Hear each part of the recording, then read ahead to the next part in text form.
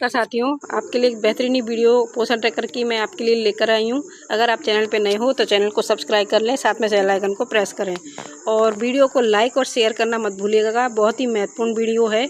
जिन कार्यकर्ताओं को काम करने में बहुत ही ज़्यादा परेशानी का सामना करना पड़ता था लैंग्वेज को लेकर के, कुछ चीज़ें अंग्रेजी में उनको समझ में नहीं आती थी और हम भाषा को अगर हिंदी में भी कर लेते थे तो भी कुछ चीज़ें अंग्रेजी में ही हमको सामने दिखाई देती थी।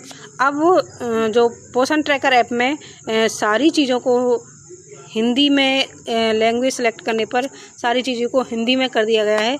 तो कैसे किया गया है और इसमें एक चेंज और हुआ है, जो हम बच्चों का जो पंजीकरण करते थे तो उसको लेकर के भी एक बहुत बड़ा इसमें अपडेट आई है, तो उसको मैं आपके सामने रखने वाली हूँ। तो वीडियो को अंत तक ज़रूर देखिएगा।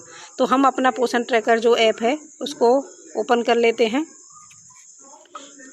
अब तो अभी हमने, आप देख सकते हो ये सारी चीज़ें अभी अंग्रेजी में है, ठीक है, इंग्लिश में है। तो हम इसको क्या करेंगे, भाषा को सिलेक्ट कर लेते हैं। सिलेक्ट लैंग्वेज पर जाएंगे और सिलेक्ट लैंग्वेज पर जाने के बाद में हम इस भाषा को सिलेक्ट कर लेते हैं, हिंदी में कर देते हैं, ठीक है, और उसके बाद कंफर्म कर देंगे।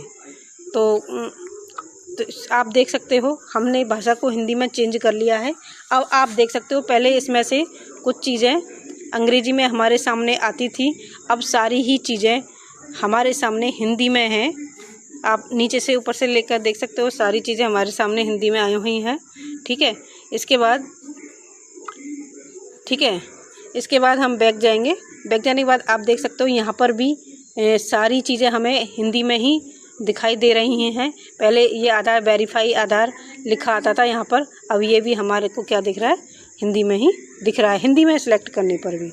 अब हम चलते हैं अपने लाभार्थियों के लिस्ट पर। तो आप यहाँ पर भी देख सकते हो सारे जो मॉड्यूल हैं वो भी हमको हिंदी में ही नज़र आ रहे हैं, ठीक है। तो यहाँ पर जो बेनिफिशियरी लिखा आता था वो भी अब हिंदी में ही आ रहा है। इसके बाद में हम इसमें जो सबसे बड़ी अपडेट जो हुई है और इसके बाद उसके बारे में भी मैं बात करूंगी, लेकिन हम पहले हिंदी की कुछ चीज़ें दिखा देते हैं आपको। हम वापस मोर पर जाएंगे, यानी कि ज़्यादा पर जाएंगे और इसके बाद आप देख सकते हो यहाँ घटनाएं पर जाते हैं।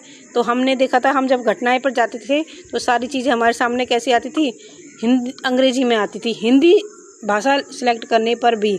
अब आप देख सकते हो ये सारी चीज़ें भी हमारे सामने क्या हैं, हिंदी में हैं, ठीक है।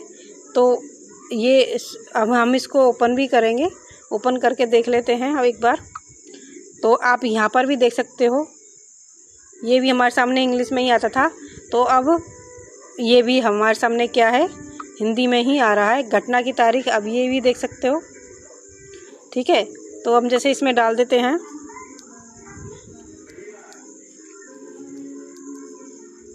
यहाँ से सिलेक्ट करेंगे तो ये तो ये अंग्रेजी में ही आ रहा है। खैर सारी चीज़ें तो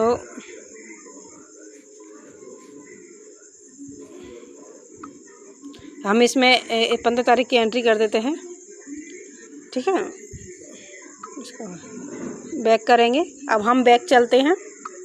बैक चलने पर आप देख सकते हो आपको जो मैं सबसे बड़ी अपडेट इसमें हुई है तो वो मैं आपको दिखा देती हूँ, जिसके बारे में मैं आपसे बात करी थी। लाभार्थियों पर जाएंगे। लाभार्थियों पर जाने के बाद में किसी बच्चे का हम पंजीकरण करते हैं तो है ना, इस पर क्लिक करेंगे।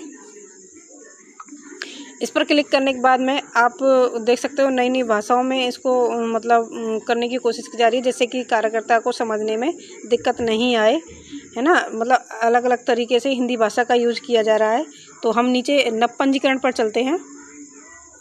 नव पंजीकरण पर जैसे ही जाएंगे तो हमारे सामने कुछ इस तरह का इंटरफेस हमारे सामने खुल के आता है। अब आप कहोगे कि साहब वही का वही तो है, ये इसमें चेंज क्या हुआ है, तो मैं आपको बताती हूँ। पहले हम जब बच्चे का पंजीकरण करते थे तो बच्चे का नाम लिखेंगे, ठीक है, फिर बच्चे की आधार संख्या अगर बच्चे का आधार है तो, ठीक है। इसके बाद बच्चे के पास अगर आधार नहीं है, तो हम क्या करते थे, हाँ पर क्लिक करते थे और हाँ पर क्लिक करने के बाद में अभी हमारे सामने माँ का ऑप्शन खुल के आता था, ठीक है। ये आ गया हमारे सामने माँ का ऑप्शन कि माता का आधार, अगर बच्चे का आधार नहीं है तो आप माता का आधार लगाइए। और जैसे माँ के आधार में जैसी उसकी डेट ऑफ बर्थ है जो, वो ही आप इसको इसमें डालनी थी। ठीक है। अब बहुत से समस्या ये आती है कि अब माँ का भी आधार नहीं है, बच्चे का भी नहीं है, माँ का भी नहीं है, तो अब किसका आधार लगाएं? तो माँ के पास आधार, हमारे पास एक नया ऑप्शन ये आया है कि अगर माँ के पास भी आधार नहीं है, ठीक है, तो क्या करें? तो क्या करना है हमें? अब यहाँ पर क्लिक करेंगे। यहाँ पर क्लिक करने के बाद में अब यहाँ पर हमारे सामने पहले पिता का आधार नहीं डलता था, माँ का आधार वेरीफाई होता था या बच्चे का। अब आ गया पिता के आधार का ऑप्शन भी इसमें आ गया है। अगर आप पिता का आधार नंबर डाल रहे हो तो आपको पिता की जन्मतिथि आधार में से देख के डालनी है। ठीक है। अब उनके जो बच्चा है, लड़का है लड़की है, वो हमें इसमें सेलेक्ट करना होगा। ठीक है। इसके बाद बच्चे की जन्मतिथि। ठीक है। अब हमने जन्मतिथि डाल दी।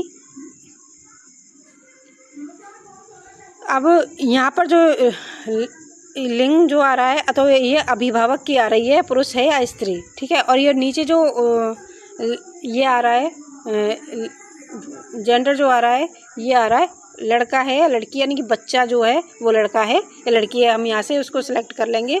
उसके बाद में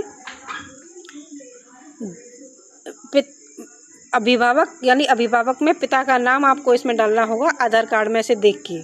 ठीक है। उसके बाद माता का नाम डालना होगा उसके आधार कार्ड से देख के। माता का नाम, अगर पिता का आधार कार्ड लगा रहे हो तो पिता का आधार कार्ड देख के लगाइए, अगर माँ का आधार कार्ड लगा रहे हो तो माँ का नाम आधार कार्ड में देख के लगाइए। मतलब गलती नहीं होनी चाहिए, वरना आधार वेरीफाई नहीं होगा। और मोबाइल नंबर उनका जो है वो आपको यहाँ डालना है और उसके बाद आप इसको सबमिट कर दें।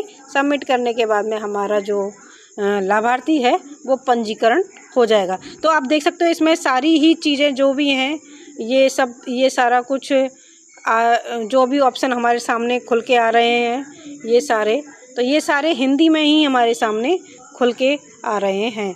तो मैं समझती हूँ कि ये जो अपडेट आया है ये बहुत ही शानदार अपडेट है, कार्यकर्ताओं के लिए बहुत ही लाभदायक रहेगा। और अगर आप मेरी वीडियो आपको कैसी लगी कमेंट बॉक्स में कमेंट करके बताएं। वीडियो को लाइक शेयर करना मत भूलिएगा। साथ में चैनल को सब्सक्राइब करें और बेल आइकन को प्रेस ज़रूर कर दें। धन्यवाद।